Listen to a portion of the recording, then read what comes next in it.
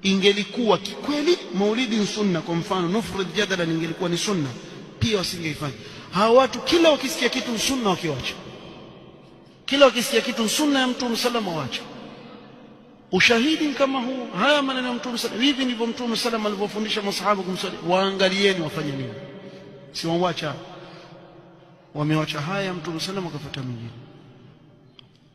Waangalieni kuanzia juu mpaka chini.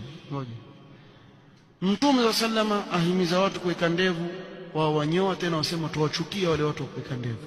Mtume sallallahu ahimiza watu kunyanyua nguo zao, wao wasema tuwachukia wale watu wa vikanzu viguta vile fupi fupi, tuwachukia wale watu.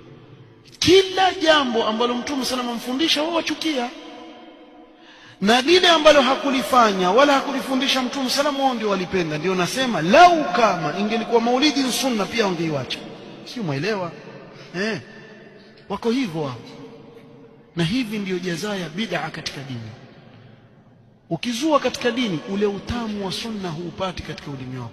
Na lau kama ungelijua wale utamu unaopata kwa kufuata sunna, wallahi raha. Kwa nini? Kwa sababu wewe watembea katika qala Allahu qala rasuluhu.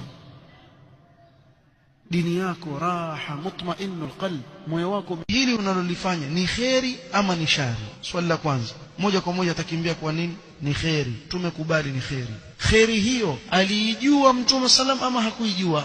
Swali la pili atasema alijua, maana akisema haijui itakuwa amemnasibishia jahal Mtume sallam, na hii ni kufru wal billah, kuwa Mtume sallam hajui, wewe wajua katika sheria ya Allah subhanahu wa ta'ala. Kwa hivyo atasema ni alijua. Tayib, alipolijua amelifundisha au hakulifundisha? Swali la tatu, ukisema amelifundisha, qul hatu burhanakum in kuntum sadiqin, toa dalili kwa Mtume sallam amfundisha. Ukisema hakufundisha, basi wewe ulitoa wapi? Ikiwa hakufundisha, wewe umelitoa wapi? Alafu alilifanya ama hakulifanya? Ukisema amelifanya pia yaje hapo hapo, qul hatu burhanakum in kuntum sadiqin, lete hoja. Ikiwa hakulifanya, waonaje wewe umemtangulia katika kheri mtume wako sallallahu alaihi wasallam, kheri ambayo yeye hakuifanya? Aliijua, hakuifanya. Masha Allah, wewe umeijua ukaifanya. Kwa hivyo wewe umemshinda Mtume sallallahu alaihi wasallam na masahaba.